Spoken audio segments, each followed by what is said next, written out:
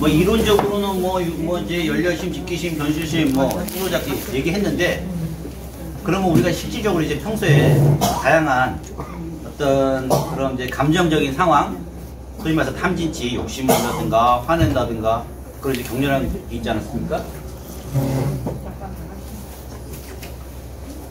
이제 마음의 이론에서는 결국은 이 배경의식이 있다는 거, 맑은 거울과 같은 배경의식, 이 모든 이 밝은 거울과 같은 게 일체가 다 여기 나타났다가 사라지고 나타났다가 사라지는 거예요. 그걸 우리가 생멸한 데서 생멸심이라고 부르기도 하고 하지만은 그런 이제 대상의 의식들이 있다고 하자고요. 자, 사과가 있습니다. 사과가 비춰지면은 사과가 나타나겠죠? 사과가 사라지면은 아무것도 없게 되겠죠? 근데 우리가 이 사과를 하나의 대상인데, 우리 마음속에 일어나고, 이것도 대상의식이죠? 이렇게 나는 걸 우리가 아까 여기 대상의식이라고 했습니다.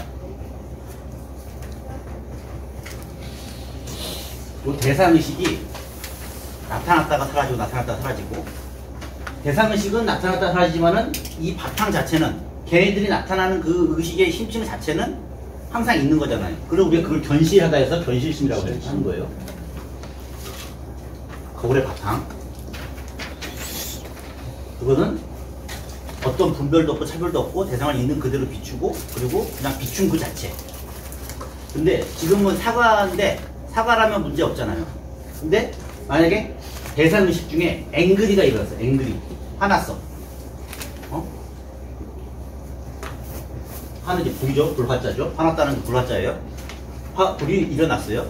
그러면은 우리가 이 의식이 일어나니까 이 대상의식이라, 이것도 대상의식이고, 여기 지금 사과가 나타나는 것도 대상의식이에요. 근데 얘는 뭐 아무런 그런 게 없잖아요. 근데 나에게 일어난 감정도 사실은 대상의식이거든요. 왜? 좀 이따 사라질 거거든. 그죠? 그러면은 화가 일어났으면은 그 화를 따라가가지고 계속 그걸 증장시킬 게 아니라, 이게 지금 내 마음이야 라고 하지만은, 중요한 거는 이 전체 마음을 알아차리는 게 중요하다는 거예요. 전체 마음. 이 화라고 하는 건 일시적으로 일어났다가 사라지겠지만은, 대부분 사람들은 그 화가 전체가, 자기 존재가 화가 돼가지고, 의식 상태가 화가 돼가지고 그 마음을 계속 그 관성에 따라가지고 따라간단 말이에요. 근데 이 화 내고 있는 그 마음을 바라보고 있는 의식이 있다는 거예요. 그 대상의식이. 그러면은 평소에 우리가 어떤 훈련을 해야 되냐면은, 화를 내고 있는, 내가 지금 화내고 있네 라고 하는 걸 그 눈치채는 그 마음, 그걸 알아보는 그 마음을, 그러면은 화내고 있는 내가 있고, 한 발짝 물러나가지고, 의식 속에서 한 발짝 물러나가지고 그 화남을 대상화시키고 있는 그걸 알아보는 어떤 마음이 있단 말이에요. 그 마음을, 그 이면의 대상 마음을 조금 평소에 계속 좀 훈련을 해 놓으시면은 그런 감각, 그런 자각이 생겨요. 대상의식이라고 하는 게 항상 뒷면에 있고, 화를 내더라도 그 화를 내는 것을 바라보고 비추는 그 마음 자체에는 원래 화가 없구나 라고 하는 것, 그런 감각을 평소에 느끼고 계시면은 화가 그때 이제 사라지게 돼요. 그럼 화를 안 내게 되나요? 훈련을 하면? 그렇죠. 안 내게 되나요? 그게 이제 어느 정도 익혀지면, 처음에는 화가 일어났어. 그러면 이제 사람들이 보통은 쭉 따라가. 시컷 화내고 시컷 엎짓고 욕하고 막 이렇게 해. 근데 좀 인식을 하게 되면 처음에는 화가 일어났네? 하는 것을 어느 것 느끼게 돼요.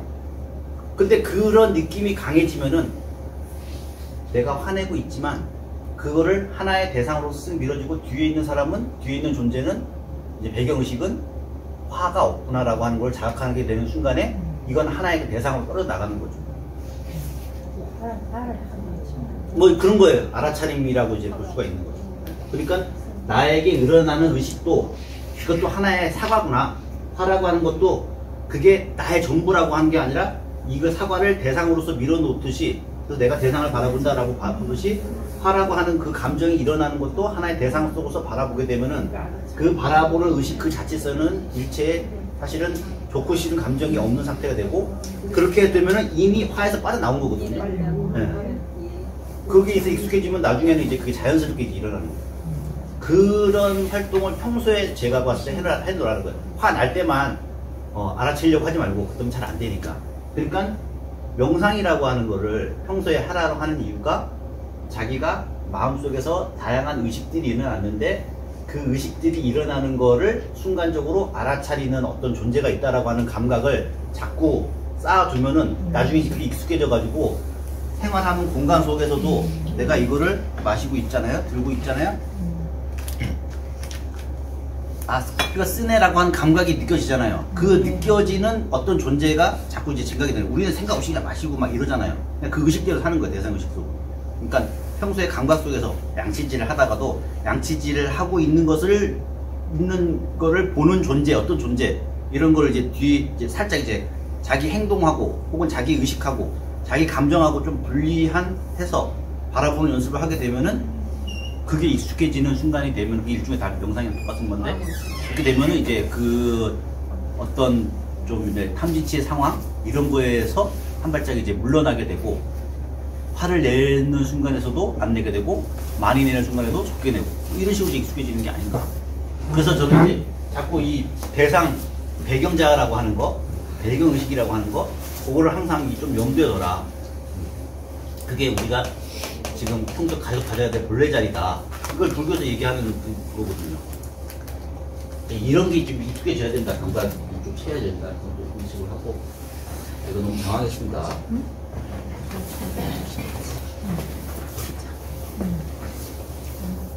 저는 그 알아채립니다. 그리고 영상을 한번 그렇죠.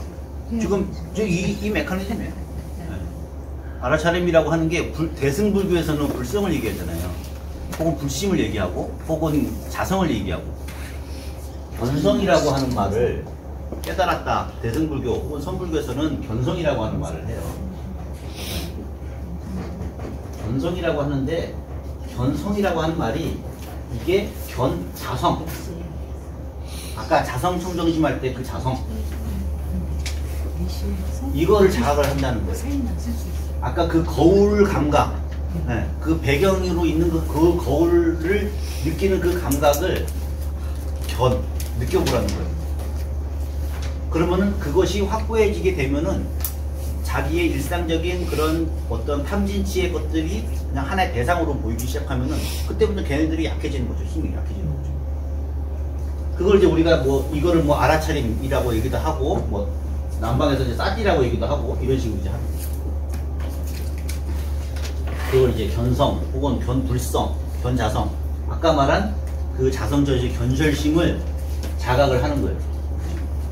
그런 훈련을 하는 거를 그걸 명상이라고 하고 그걸 반드시 앉아서만 하는 게 아니라 생활 순간 속에서도 자기가 아 내가 이걸 하고 있네?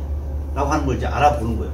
자기가 하고 있는 것 그 안에서 느껴지는 자기 느낌들 이런 것들을 한번 들여다보는 훈련 이런 것도 이제 하면 된다는 거죠. 자, 이제 이런 저도 뭐 이런 이제 메커니즘이다라고 하는 정도고 저도 뭐 사실 잘 안 합니다.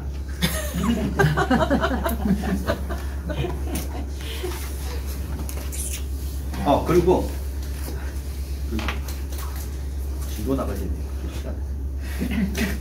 그래서 또 그와 관련된 이제 또 시가 있습니다. 네, 그때 시 이제 한번 읽어볼게요. 유명한 시죠? 네, 생종하철의 사양하처거 생야일편 부온기 사야일편 부온멸 부온 자체 분무실 생사거래 여겨연 도교일몰 상동로 그다음 뭐죠? 타면 물수 생사. 그러니까 지금 제가 설명한 거하고 지금 이 시가 이거 많이 들어본 시죠? 네, 모두 이제 뜬구른 것 같다, 그죠? 이런 시인데 뭐 번역 한번 읽어볼게요. 아, 생종하철에 태어남은 어디서 온 것이며 사양하처고 죽음이란 어디로 가는 것인가? 우리는 과연 어디서 왔다가 어디로 가는 것이냐? 그러면서 생야일편 부운기 태어남은 한 조각이 구름이 생김이요 뜬구름이 생김이요 또 사야일편 부운멸 죽음이란 한 조각 뜬구름이 사라짐이네. 부운 자체 분무실 이 뜬구름은 그 자체로 아무런 실체가 없으니 생사거래 나고 죽고 오고 가고 하는 것이 모두 이와 같구나. 그죠? 모든 것이 노하시죠? 근데 마지막 구조에 뭐라고 했어요? 도규일물 상동로. 근데 오직 한 물건이 항상 홀로 밝아서 다면불수 어생사, 담담히 나고 죽음을 따르지 않는다네. 그죠? 그러니까 지금 도규일물 상동로 그 전까지 위에는 결국은 모든 것이 나고 죽고 하는 생사가 일어나고 사라지고 하는, 그죠? 마음의 대상이 일어나고 사라지는 그런 거와 마찬가지라는 거예요. 그죠? 네. 집착할 것이 하나도 없는 그런 거죠. 근데 그것만 사라지고 없으면은 허망하잖아요. 근데 네, 홀로 밝은 이 일물, 그죠? 일물이라고 하는 말 있잖아요. 한 물건, 어떤 물건을 지금 얘기하는 게 아니라 어떤 그 근본적인 바탕자리를 지칭하는 거예요. 걔는, 그 진여자리는 항상 그렇게 밝게 일체를 다 비추고 있다. 우리가 구름이 왔다 갔다 하지만은 그 텅 빈 허공, 그건 항상 거기에 있지 않느냐, 이런 말 똑같은 얘기인 거죠. 이제 그런 비유들, 그런 시들, 이게 이제 똑같은 이 지금 틀에서 아까 말한 것처럼 열려심이나 혹은 변실심이라고 하는, 혹은 대원경지, 혹은 바탕의식, 요러한 이론적인 틀을 가지고 이런 시가 만들어진 거예요. 그런 세계들을 지금 이 시적으로 이제 표현을 한 거죠. 그러면은 한시 같은 것도 원리가 어떤 원리로서 이제 만들어졌구나, 어떤 이론적인 틀을 가지고 만들어졌구나, 배경이 이제 설명이 어느 정도 된 거죠.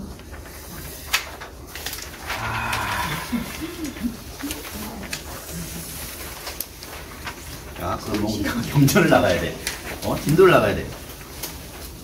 조금 늦어서 제가 하여튼간에 진도를 조금. 페이지 6페이지 보세요.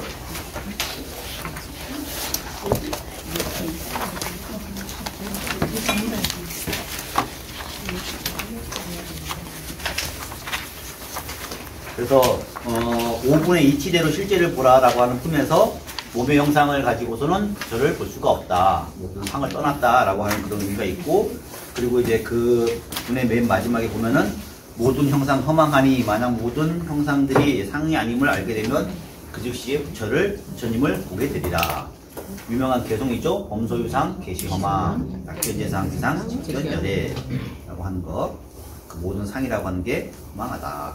그래서 모든 상에서 상이 아님을 보게 되면은 그 즉시에 부처님을 보게 된다. 라고 한 얘기했고, 그 다음에 6분에서 수보리가 사례오되 잠옷 많은 중생들이 이와 같은 말씀을 듣고, 이와 같은 말씀은 뭐 요약하면 이제 좀 전에 얘기하는 범소유상, 계시, 허망, 약견재상, 비상, 직견열애라고 하는 바로 윗구절.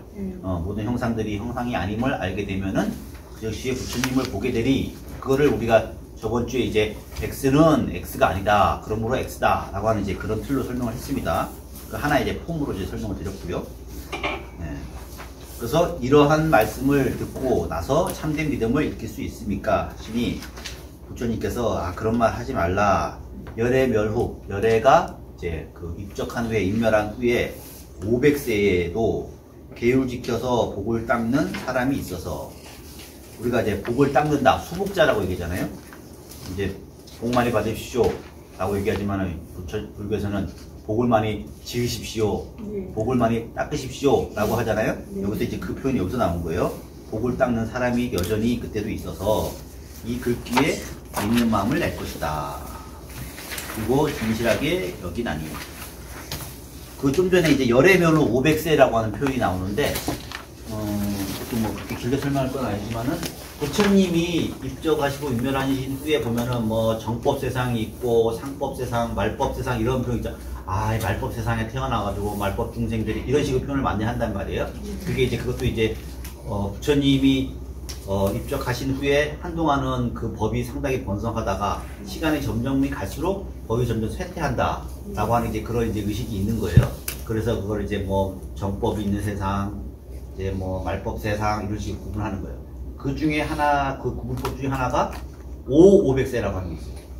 500세를 5번에 500세가 있다는 거예요. 그래서 그거를 500세라고 해요. 그러니까 부처님이 이제 입면하시고 난 후에 500번이 한 번, 두 번, 세 번, 네 번, 5번 이렇게 되는 거죠. 그래서 500년, 1000년, 1500년, 2000년, 2500년. 지금이네. 지금 현재. 딱 요죠? 네. 대충 요쯤 되는 거예요.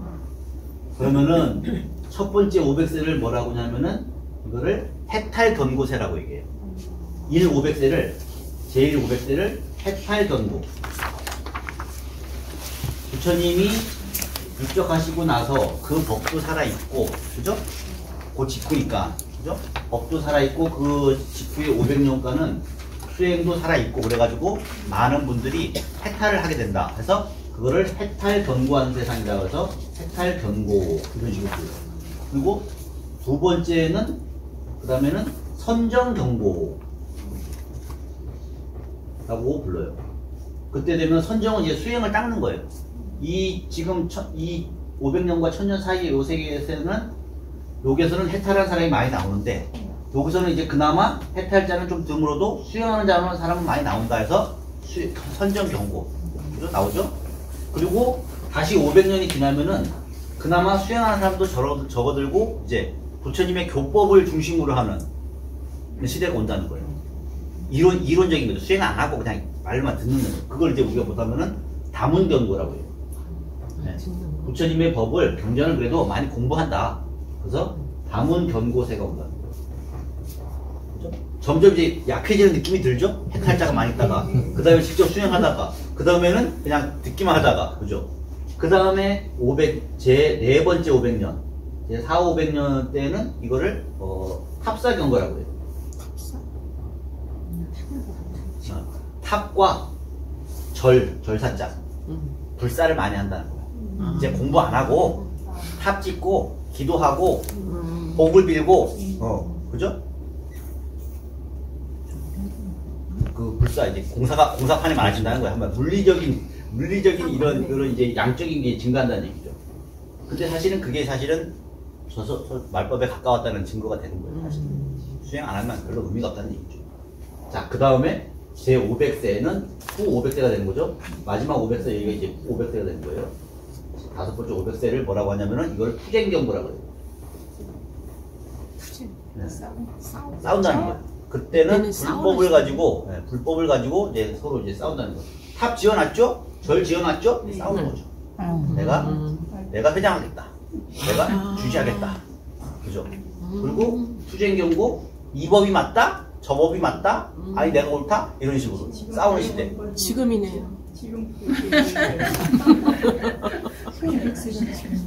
근데 우리가 2500년 사실 지났거든요. 지금 2500 몇 년이에요? 2560몇 년. 60몇 년이잖아요. 한 사이클이 지났거든요, 사실. 그래서 다시 해탈 경고로 다시 돌아가. 네, 그렇죠. 다시 해탈 경고의 시대가 해탈할 수 있어. 지금 해탈하는 사람이 많다는 얘기예요. 그렇게 해야지. 앞으로 500년을 준비해야죠. 우리가. 이렇게 가는 게 아니라 다시 돌아요. 그러니까. 자, 이렇게 갔는데 다시 윤회에서 돌아가는 거예요? 돌았으니까, 그죠? 한 사이클 돌았으니까 다시 이제 다시? 네, 불교를 중흥시켜야 된다. 말법 시대 아니다. 그래서 남방에는 1956년인가? 56년인가가 이 2500년 되는 기점이라고 이 사람들이 생각을 해가지고 그때부터 자, 한 사이클 돌았으니까 다시 이 시대가 돌아왔다. 부처님의 그런 시대가 돌아왔으니까 우리가 이때부터 열심히 수행하자 해가지고 그때 이제 불교 중흥운동이 다시 일어났거든요.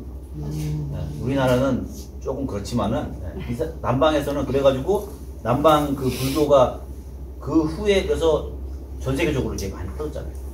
한국 불교 아직 우리나라 전 세계에 별 영향이 없잖아요. 근데 보면은 미얀마, 태국 이런 나라는 사실은 그 나라 자체의 영향력은 작은데 그 나라에 있는 그 스님들 무슨 사야도, 무슨 파업사야도, 무슨 뭐 아차차 스님 이런 분들이 전 세계에 이제 그렇게 그 수행 상태를 엄청나게 많이 만들었거든요. 그 이제 그런 그때 이제 부흥운동 같은 게 많이 일어나고 그때 또 남방에는 많은 이제 소위 말해서 스승들이 이제 많이 생겼다고 해요. 그런 활동들이 있다라고 하는 것들이 좀 알아주시면 되고 그래서 열애물로 500세에도 그 이제 말세 시대에도 복을 닦는 사람들이 있다.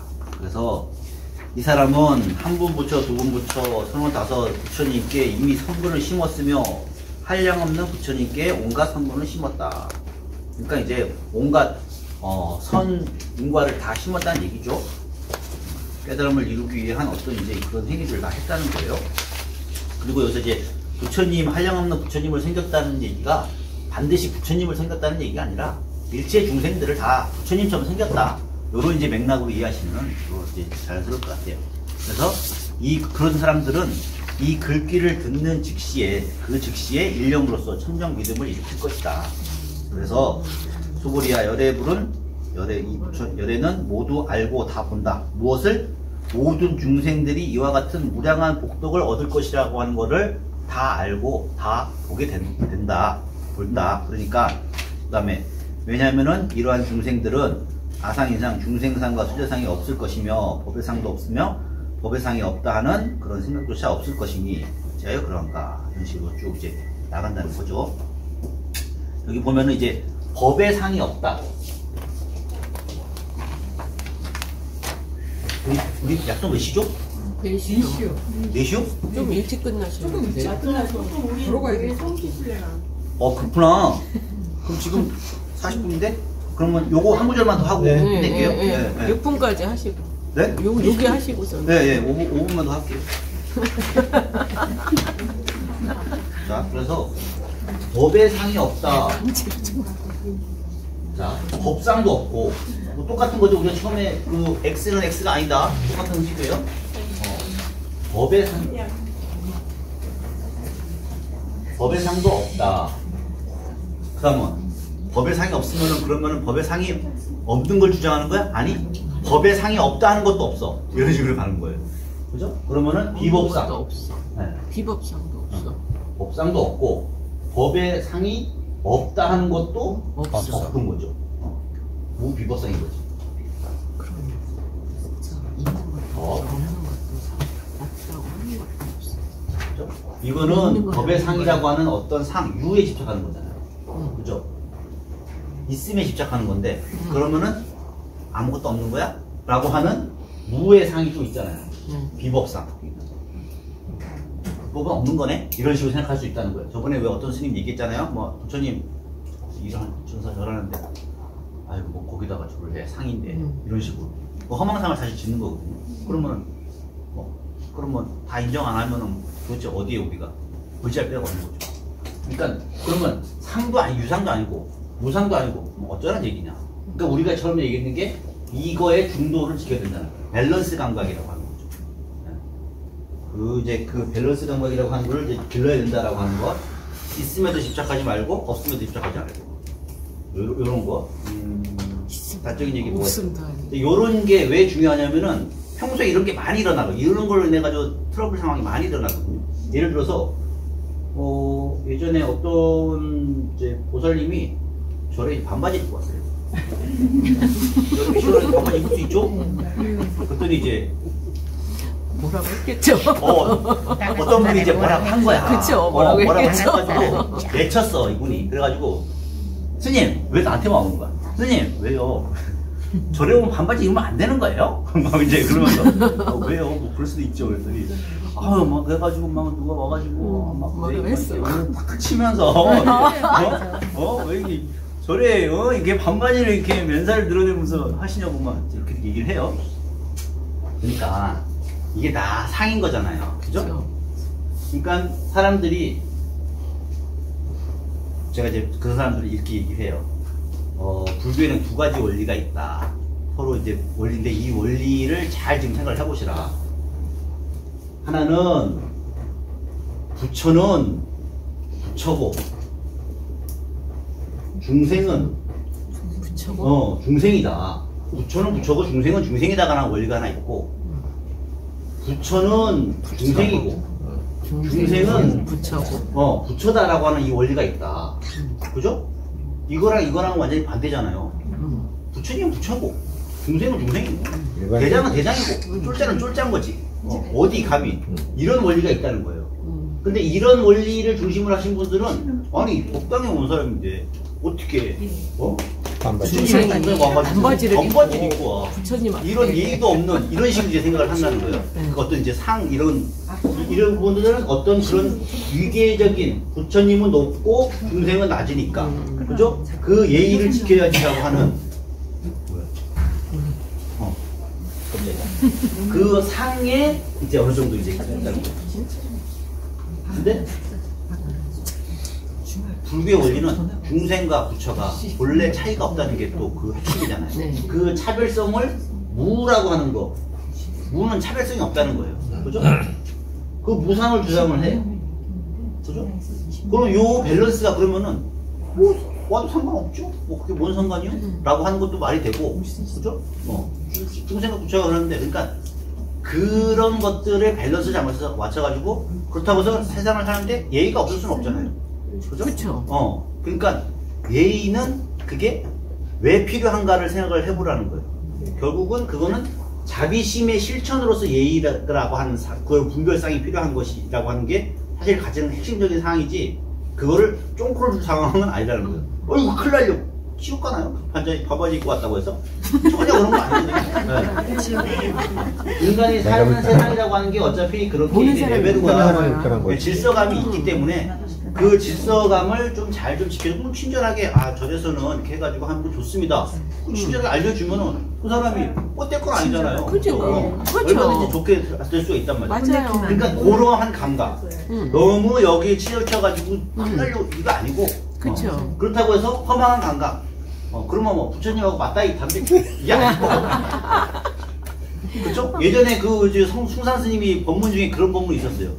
어떤 분이 와가지고 절에다가 붙여가지고 되게 그래 같은 거네 그래 그러면 내가 부처님 앞에서 담배 맞대 피고 부처님 머리에 재를 털면 상관없겠네 이런 식으로 어떤 사람이 왔다. 그럼 당신은 어떻게 할 거냐? 이제 이런 법문을 하신 적이 있거든요. 그러네. 그러니까 그것도 안 맞는 거예요. 그쵸. 그거는 이제 너무 평등성, 그죠? 그러니까 이 두 개가 둘 중에 하나도 절대적이면 안 된다는 거예요. 이 두 개를 서로 밸런스를 맞춰가면서 규칙은 왜 필요한 거야? 질서감은 왜 필요한 거야? 그거는 중생들을 이롭게 하기 위해서. 근데 그걸 가지고 싸우자는 거면 안 되는 거죠. 그 상해 측면에서는. 그렇다고 해서 허망심을 내가지고 그럼 같은 거니까 다 그냥 니네는 하자? 이것도 아닌 거죠. 그래서 고러한 감각. 그래서 유와 무를 모두 그 중간이 어려워요, 스님. 그 감각을 가지시라고. 노력을 해야 요 감각을 가지시면은 근데 중요한 건 뭐냐면은 이거예요. 결국은 자비심을 가지면은 이게 다 돼요. 네, 자비심을 가지면은 원리심의 원리가 자비심을 가지면은 그러면 안 돼요. 여기서 좀 잘 좀 이렇게 하시고 친절하게 알려주면 돼요. 그리고 막 그런 사람이 있으면은 그러면 또 곤란해요. 결국은 이제 자비심의 원리를 얘기를 하려고 하는 거예요. 자비심. 여기까지만 할게요. 네. 자비를 가지시오. 감사합니다. 수업 마치면 인사드리겠습니다. 감사합니다. 그래가지고 우리 또 뭐 얘기하자고요. 네.